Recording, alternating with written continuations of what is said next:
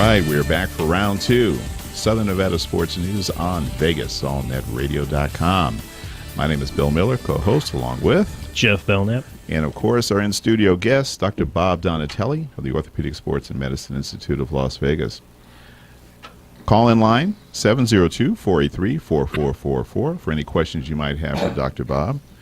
And, during the break, Dr. Bob, we were talking about, sometimes, and again, I didn't want this to come off as bashing, coaches or trainers, but that oftentimes, by the time someone gets to you and you finally have a chance to see, the x-rays and actually, see, you then are able to kind of realize that it may, in fact, be a misdiagnosis. Mm-hmm. And because oftentimes you've pointed out through a number of the patients that you've had, what they thought was the problem, it turned out to be something completely different.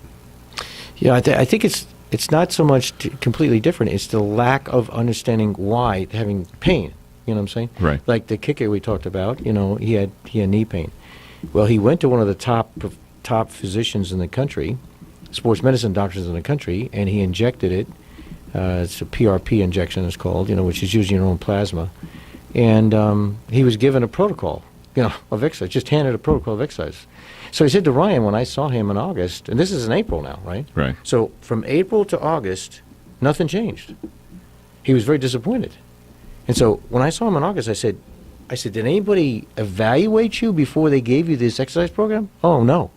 I said, so what was the exercise program? Well, it was just a bunch of exercises they just gave me, I said, does that make any sense to you? Because no, it doesn't make any sense at all. I said, it's like a shotgun approach. How could they possibly just give you exercises without evaluating you to determine what's wrong first? Which is what I did. I spent like 3 hours, not evaluating, but at least a good hour evaluating him to determine all these different deficits he had. Mm-hmm. And then we put together a program. And then by the time I finished, the trainer came in, and he was very appreciative and everything. And then, he followed a protocol. He got rid of all these deficits I found. And within 6 weeks into the season, his pain was gone.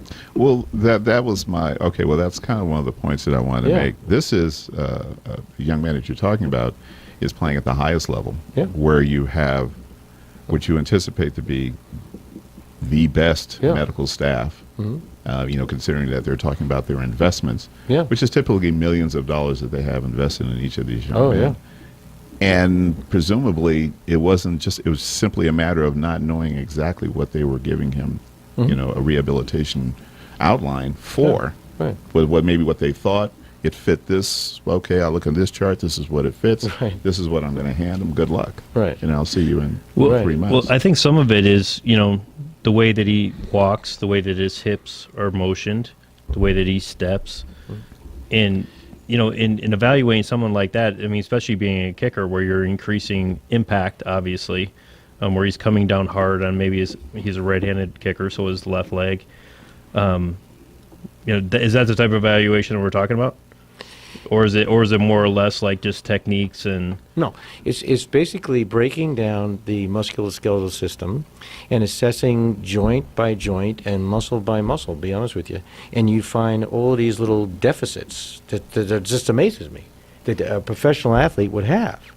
But it doesn't amaze me because I've seen it my entire career. Marquise Grissom had pain in his shoulder for 7 years. He was traded from the Indians to the Brewers.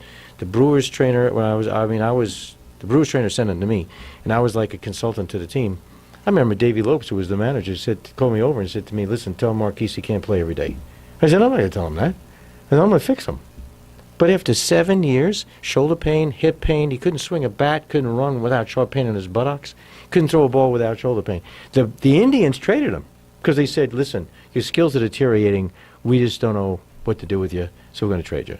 They should have said, our medical team can't figure out what's wrong with you, right, so we're going to trade you to another team, which was fortunate because they traded to the team I was working with, right? Perfect. I told Marquise, and he's humble, he says, thanks a lot, but I said to him, if I could have got to you 5 years earlier, you would be in the Hall of Fame today.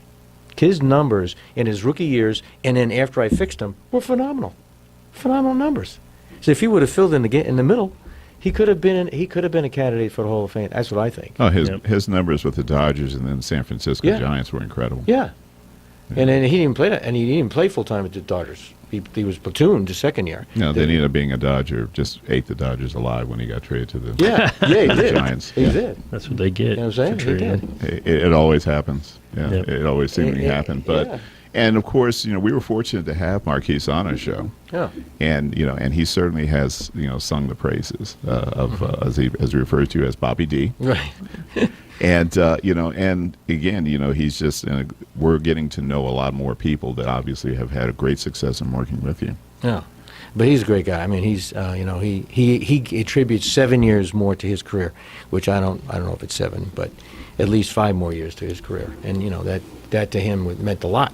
His goal was to play till he was 40, and I got him to 38. Well, if there's ever a grind, it's baseball. Oh, yeah. You know, as a professional baseball, I marathon. think you have 3 to 4 days off a month. Yep. You're either on the road or you're at home. Yeah. And it's like literally having a weekly job that you have very few days off. And Yeah, for it's- him to Plus extend the his travel. for Yeah. him to extend his career 5 years is incredible. Yeah. Well done. Yeah, thanks.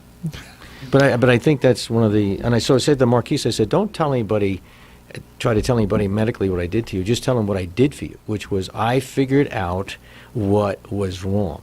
I figured out what we needed to strength train. I figured out what we needed, what we needed to stretch if that was the case. I figured out what was wrong, so we just put together a program, and it corrected all those problems, and you got better. It sounds simple, but it's like I get more and more athletes every single day in my office with the same problem. Well, and I may have given the impression I was speaking about a misdiagnosis. Yeah. But I remember in our earliest conversations when we had the first opportunity we had to meet you, you mentioned Dan Ugla. Yeah. And the fact that, they were concerned about his eyesight, Yes. which wasn't really the case. Yes. And eventually, your regimen got him back in the swing of things, but Yeah. they just thought the poor guy needed either, LASIK contacts surgery. or LASIK Yeah, surgery. Yeah, exactly. I mean, you're not wrong. It's a wrong diagnosis. Yeah. I mean, definitely. I mean, here's a poor guy that was silver slugger. Yeah. Yeah, all-star team, all-star. Goes to the Braves, had a 1 year, good year, gets hit in the head with a ball, has no symptoms whatsoever. He stayed out one game because they forced him to, right? Goes home, his batting average deteriorated a little bit that year. Goes home, comes back to spring training next year, gets hit the head again. That year, his average dropped to 184, right? I mean, the statistics are amazing on him. You could just see him deteriorate in front of your eyes. And basically, he told the Braves, I cannot see the spin on the ball. I'm afraid of the exchange at second base. I lose the ball in the grass.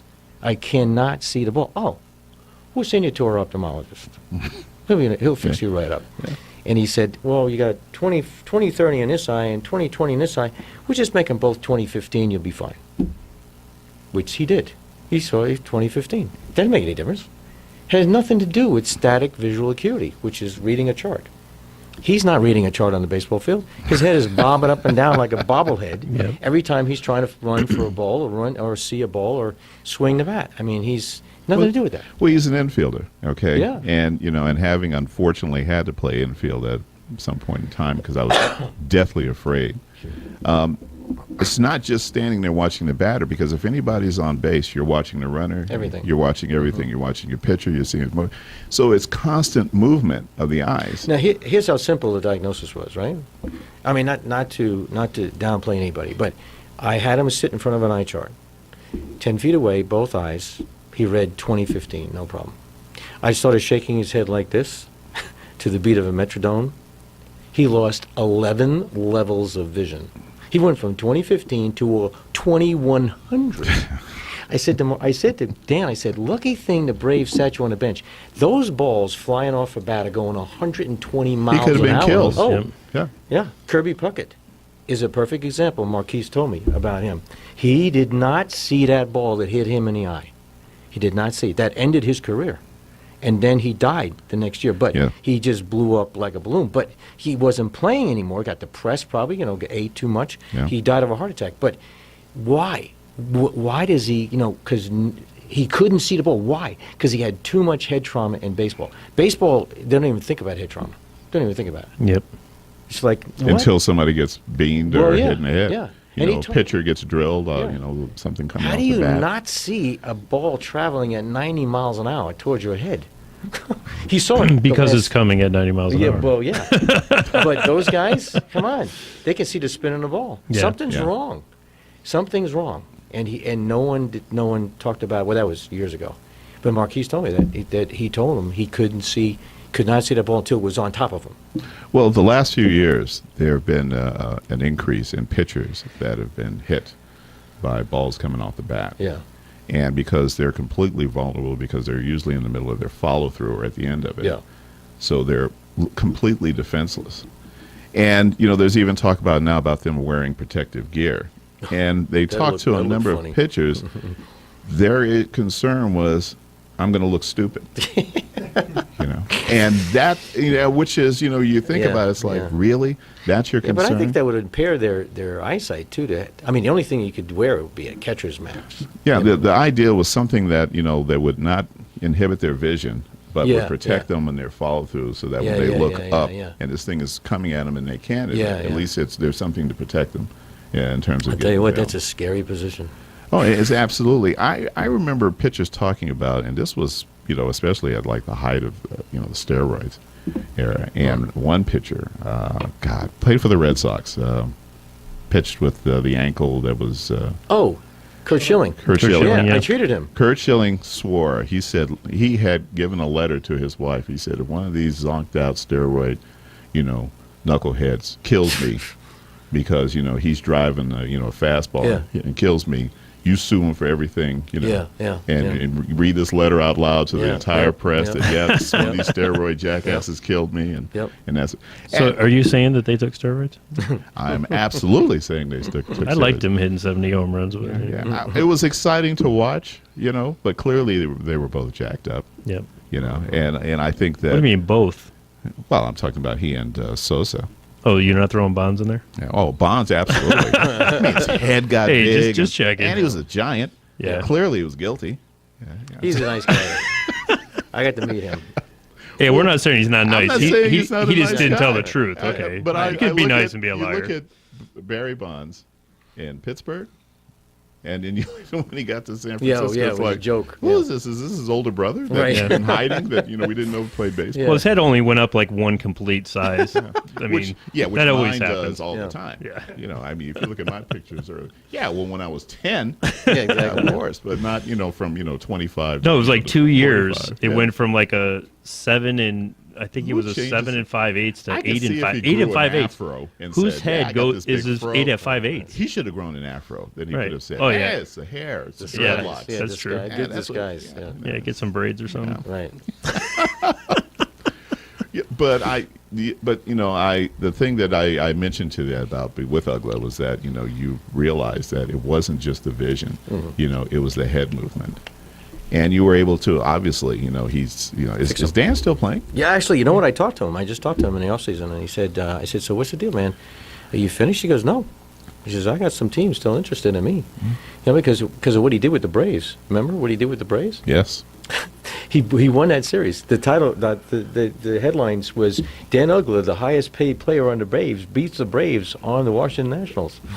Nice. He was making 15 or whatever, 13 million. For Well, the that's Braves the last beauty year. about being a journeyman in baseball. Yeah. If they think they can still get X amount of swings out of you a year, yeah, it's worth it to pay the guy $3 or $4 million. Yep. Yeah, it's only money. Well, but the Braves was paying him because they cut him. They still owed him 13 million. Yeah, he had one of those beautiful contracts that Yeah. any team The that picked Bonilla, him up Bobby Bonilla wasn't going- contract? Yeah, it wasn't going to. Yeah, I think Bonilla's Next year is his last his year. last check. Yeah. For Yeah. Bobby Bo. He's and been when out he for played- 10 years. That's Yeah. right, yeah. Yeah, But he you know was what? so the Nationals. He was a steal for the Nationals. So they just had to pay him the minimum wage, Yeah, minimum which is wage, $500,000. So Yeah. they paid him $500,000, and he played for them. And, but he, he said that he has some guys. The problem with Dan was he got on the wrong team last year. Yeah. Well, we're in the bottom of the hour. We're going to take our second break. When we come back, we'll get a chance to talk a little bit about NFL football of the weekend, and of course, last Monday night's national championship game. Yeah. This is Southern Nevada Sports News on VegasAllNetRadio.com. Welcome to the Pride. All right.